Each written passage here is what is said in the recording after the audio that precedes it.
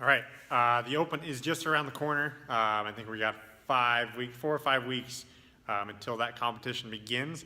One of the really cool things about the Open is people getting first things or PRs under that heat or pressure of what I'm gonna say is a competitive environment, or just but more so than competitive environment is just an environment full of camaraderie and a great group of people pushing you and encouraging you to do things that you may have not been able to do before. And it's kind of a magical time where people are able to do things, they find a way to do things that they haven't done in the past.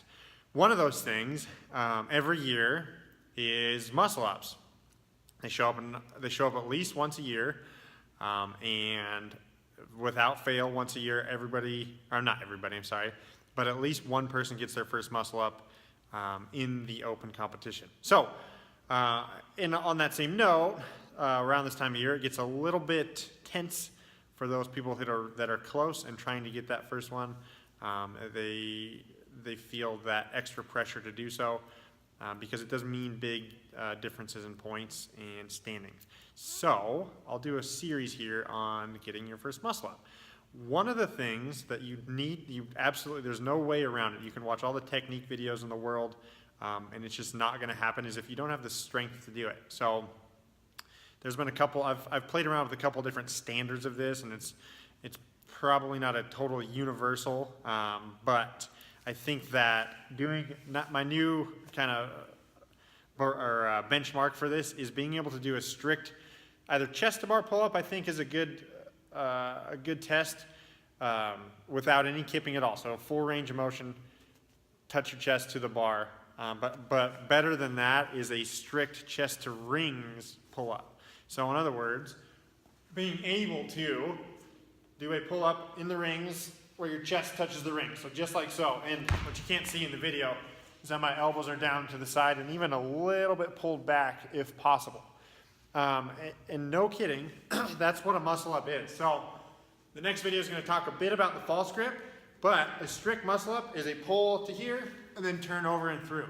So I'm not doing anything different than pulling to my chest here. I'm not getting any extra, there's no secrets to that.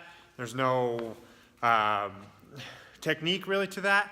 It's just a matter of having the strength to be able to pull those, or pull yourself up into the rings to where your chest can touch the rings.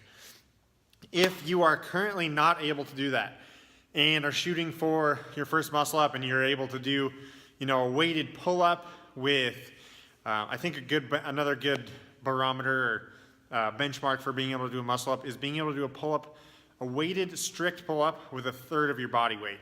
If you're close to that, but you're not able to do that in those rings, then some good things to do is accumulate, so get into a box and accumulate some time holding, like jump up into that position and hold that position and develop some static strength there.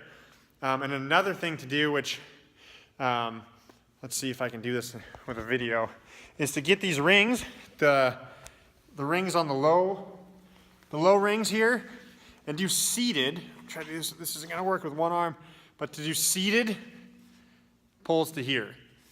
Seated, pull up, chest into the rings, and that'll develop that full range of motion that I think a lot of people are missing to be able to do a muscle up.